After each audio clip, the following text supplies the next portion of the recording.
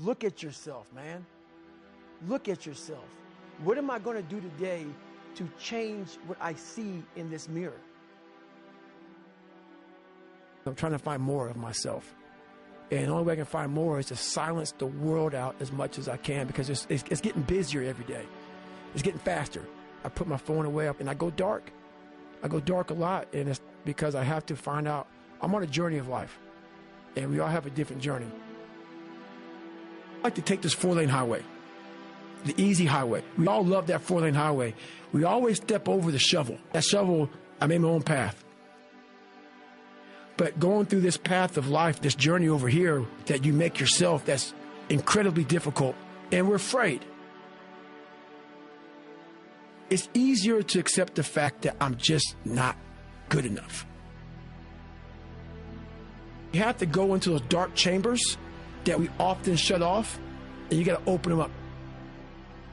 Fail, and you're going to be in your head. You're going to be saying, I'm not good enough. And it's how you get through that. It's how you get through that on a daily basis, when that thing is saying, man, I'm 43, I've done so much.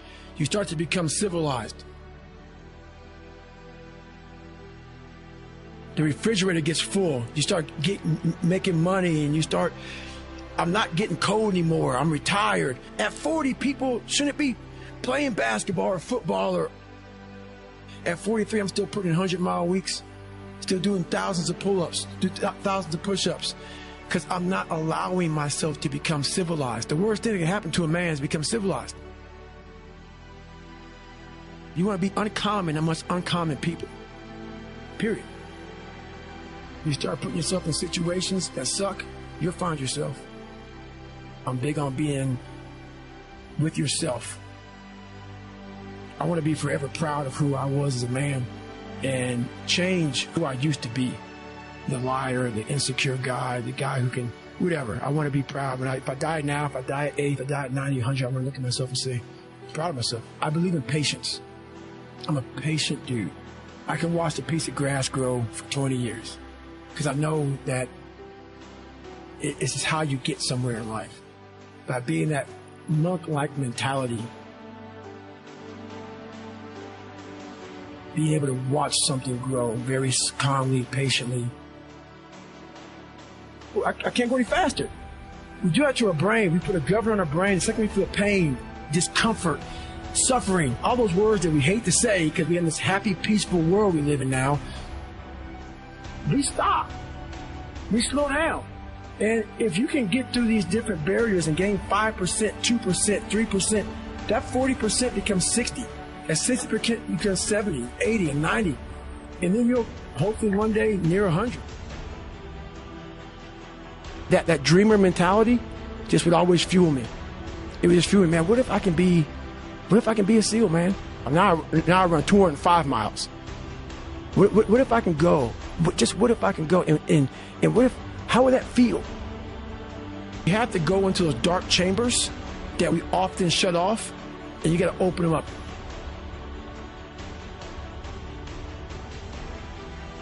Be the hero of your own movie. If your life was a movie and it started now, forget about whatever financial disasters you've had, personal failures, relationship failures.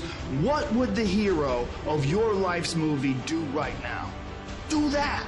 Do those things. We define ourselves far too often by our past failures. We look at our past and we say, well, that's me. That's not you. You are this person right now. You're the person who's learned from those failures, and you can choose to be the hero of your own movie right now. Write down your goals. Write down things you want to improve. Write down things you won't tolerate from yourself.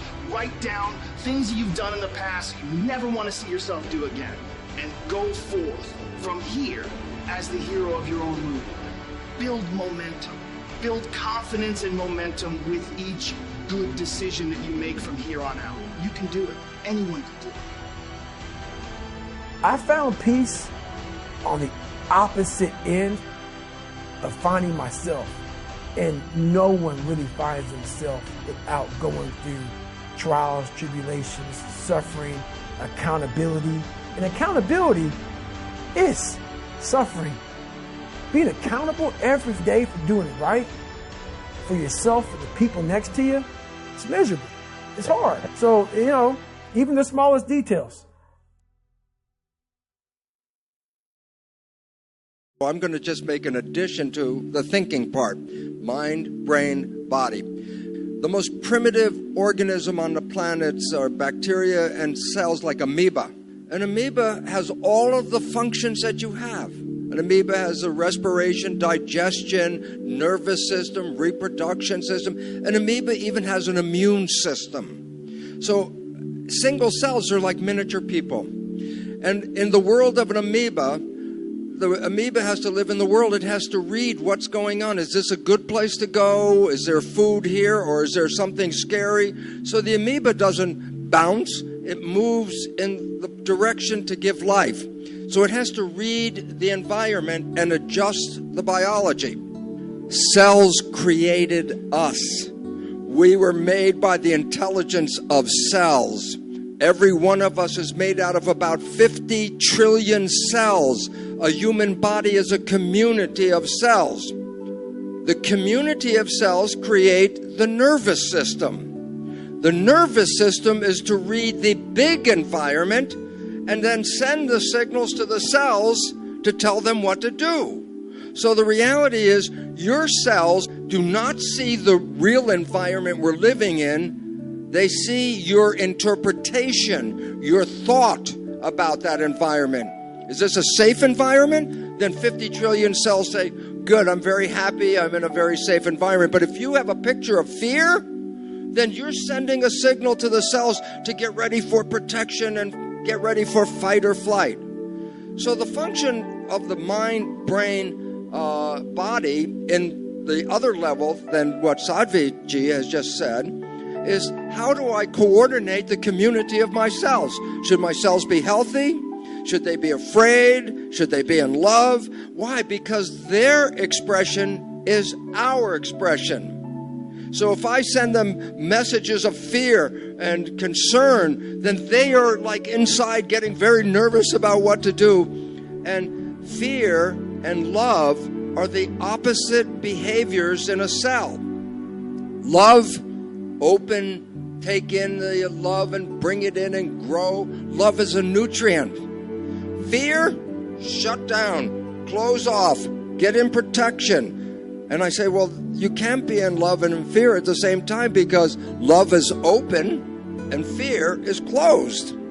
So our mind, brain, body relationship, in addition to all the wonderful spiritual aspects that Sadhviji is talking about, has a mechanical role. What should my cells be doing? They cannot see what's going on, but they're going to have to move the community from here to there. And so they need to organize their behavior to make my behavior. So all of a sudden, your thoughts are not just contained in your head. Your thoughts are changed by the brain into information that then goes to 50 trillion cells and tells them what's going on. And the problem in our world today is fear. Will I have enough? Will I have food? Will I have health care? Am I safe in my world? And I say, this closes the cells down, because fear means protect yourself.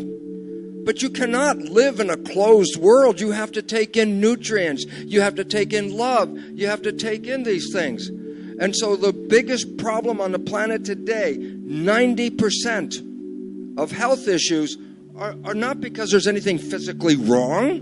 It's because the signals that we are sending to the cells are not supporting growth, happiness, and health. And all of a sudden it says, oh my goodness, then the mind and the brain are profoundly important, because they determine everything below your head, what's going to happen. And when you live in the world of watching the news, being on the internet, reading a paper, and everyone wants to tell you, be afraid, be afraid, be afraid, that is what has caused the healthcare crisis on this planet. And when you can let go of those messages, then you can send messages of love, health, and harmony. And I know this in my own life, because as I said, once I started to recognize, why should I be afraid? I'm creating. If I'm going to create, then why would I create their story? I want to create my story. And That means we have to have control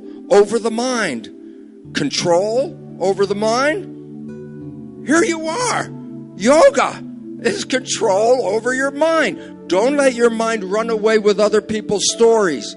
You have to create your own. We have to let go of the belief that other people tell us this is a scary world, a threatening world. It is only scary when we believe it is scary. You change your belief, you change your life. Meditation is the biggest gift that I can give anyone. And I would say more than anything, it is whatever reason for success I've had. Because it allows one, back to the two U's, I'll clarify. What I mean is that in your mind, we think, what do you want? And the reality is, when you look at the neuroscience and psychology, that there are different parts of your brain that want different things. And so, in the simplest sense, there is the logical part of your brain that you're conscious of. It's called the conscious. And you think you're being logical and you want to make those decisions. And then there's the subliminal, below the limbic system, part of the brain, which is the emotional, and it's not as conscious to you, but it has more of an influence on you than really the logical one. And so they're not aligned. And so when you're experiencing that pain, or let's say the ego, right, there were two main things. You got an ego barrier and a blind spot barrier. If you can get past your ego barrier and you get past your blind spot barrier, you can accomplish anything, because you'll also know that you don't have to do everything, you don't have to figure it out yourself. You can take in from other people the different ways to approach things in the best possible way. And so the realization that we all are really struggling with ourselves, and to think which is in control.